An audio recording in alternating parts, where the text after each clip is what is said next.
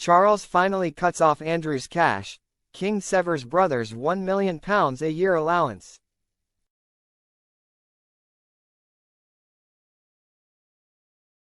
Prince Andrew has officially been financially cut off by the king, marking a new low in relations between the brothers.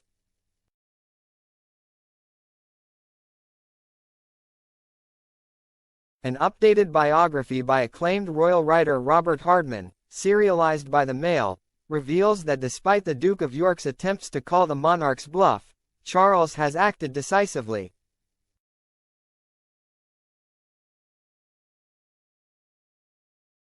In recent weeks he has instructed his keeper of the privy purse, the monarchy's finance director, to sever his beleaguered younger brother's annual personal allowance, believed to be in the region of £1 million a year, and no longer pays for his seven-figure private security detail.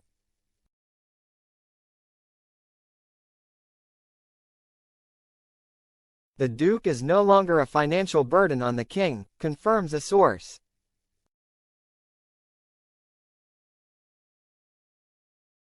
The king, who has also long made clear his wish to see Andrew move out of his vast 30-room mansion at Windsor, Royal Lodge, has now placed the ball firmly back in his brother's court.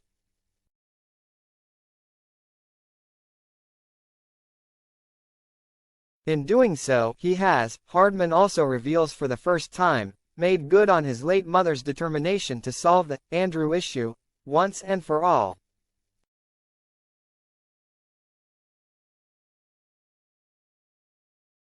Indeed, impeccably placed sources reveal that had she lived another year, Queen Elizabeth, who had long been accused of being reluctant to take action against her rumored favorite son,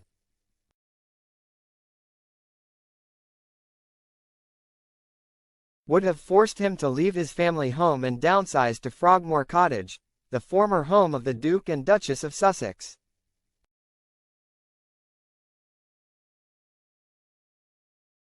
An updated edition of Hardman's best-selling biography, Charles III, New King, New Court. The inside story, which was published earlier this year, is now being brought out in hardback with extra material and 3 new chapters packed with fascinating detail.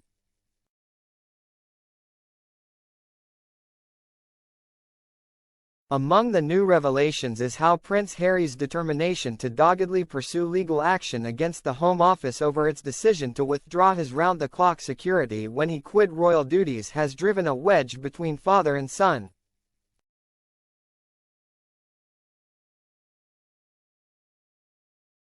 The king fears that if he repairs his relationship with Harry he could be dragged into the case, placing him in legal jeopardy.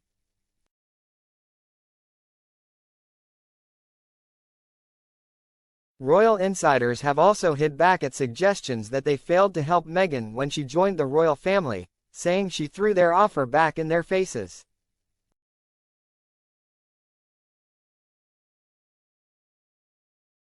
They insist, far from throwing the Duchess to the wolves, as she has suggested, they did everything in their power to help her, and it was she who said no.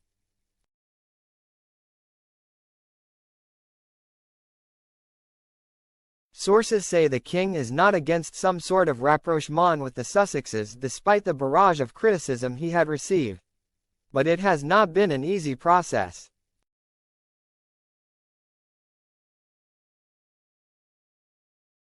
When Harry returned to the UK in May, the two did not meet. The prince was offered a room at Buckingham Palace but instead chose to stay in a hotel.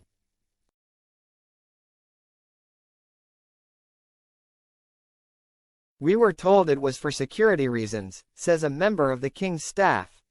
"I'm not sure you could get anywhere more secure than the palace."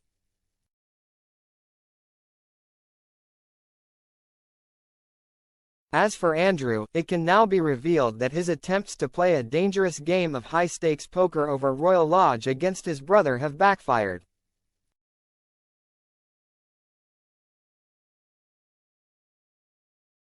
Sources close to the Duke of York have long argued that he has a cast-iron, long-term lease on the late Queen Mother's former home in Windsor Great Park.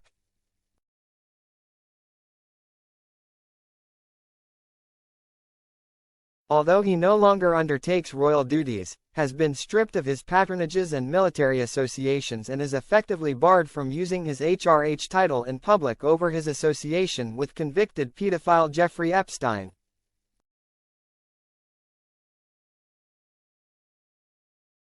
The Duke has been determined to cling to the vestiges of his former life, most notably his home.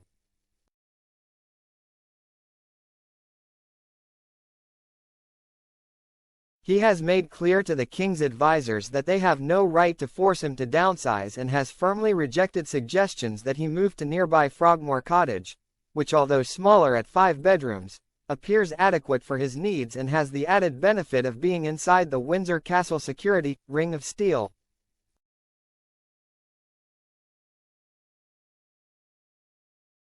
Now that the King has effectively called his brother's bluff, Andrew is going to have to find the money for the upkeep of his vast property, as well as his security detail, with no visible sign of independent income.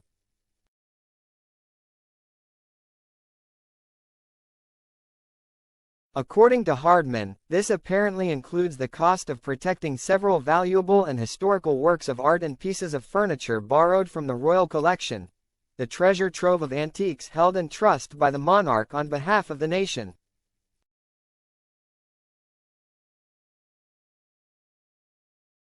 Andrew has repeatedly asserted that he can continue to pay for his own upkeep, claiming to have found other sources of income, related to his contacts in international trade, sufficient to cover all his costs.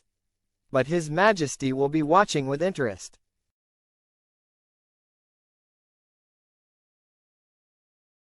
If he can find the money, then that is up to him, but if not, he will find that the King does not have unlimited patience, adds an insider.